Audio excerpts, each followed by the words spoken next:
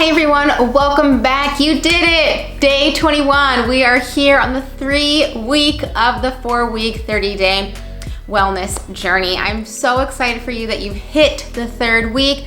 And what we know, 21 days to make a habit. So you have officially made a new habit of reflecting, learning about yourself, doing inspired action. And I'm just so proud of you for connecting to yourself and making time to connect to yourself and embrace this process. So awesome, woohoo, you made it to day 21. So today we're gonna talk all about anger. But we're not going to talk about anger in the traditional sense. We're actually going to talk about anger and how it is basically an unmet need and how that kind of leaks out into other areas of our life. So let's get started. Anger is a secondary emotion. And you might be, what does that mean, a secondary emotion? So anger is triggered by an emotion, something, and then the anger comes out. So anger tends to be a reaction. And yes, it's an emotion, but it's usually not the first emotion we feel. And so what I mean by that, let's say we are having plans to hang out with our friends tonight and we're so excited. And then you get all ready, you get all dressed, and you don't hear from them. And they don't call you, they don't text you, and then the next day goes by and you still don't hear from them. You might be really angry that they stood you up and didn't tell you why. So asking yourself what's below the surface, kind of what's below that level of anger and that frustration. And you might feel hurt, you might feel abandoned, rejected, betrayed. A lot of the emotions that you might be experiencing are going to influence that anger. So you might feel like, I need to call them and be like, how dare you stand me up? Or I might want to text them kind of a mean text, kind of an angry text. And so reminding yourself in that moment, what is your unmet need? So anger only shows up when our needs are not being met. So when we're feeling anger and we're feeling angry at something, at ourselves, we have to ask ourselves, what is this unmet need in this moment and how can I meet that need? So if we go back to the example of being stood up by our friends, in that moment we were needing connection, friend time, we were needing someone to follow through with their plans.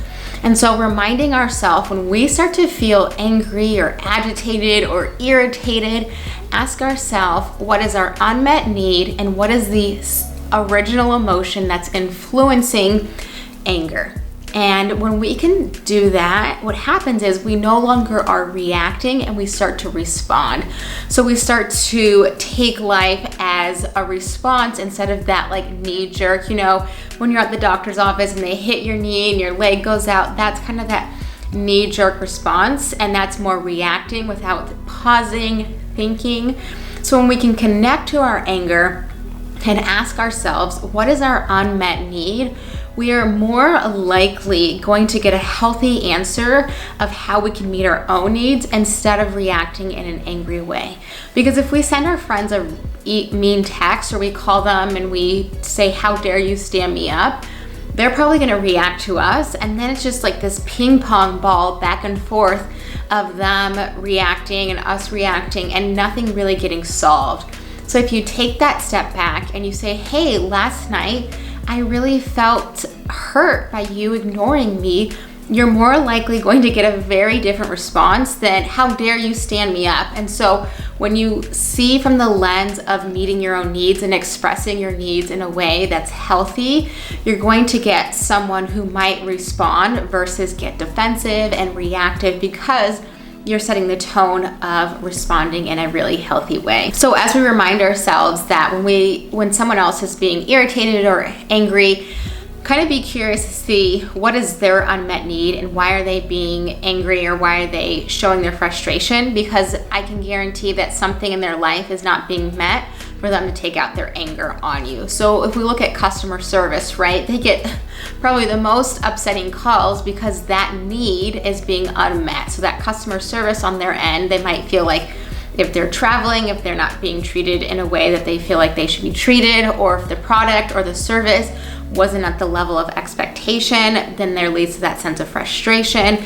And so reminding yourself, what is my unmet need when I am feeling angry, when I'm feeling anger, rage, frustration, what is my needs so I can go meet that. because it's really hard to expect other people to meet our needs if we don't even know what we truly need. So figuring out what that is and how to explore that. So your reflective question today is ask yourself, what is your unmet need that leads to anger? What's that frequent emotion or experience? Is it feeling left out? Is it feeling not seen, not heard?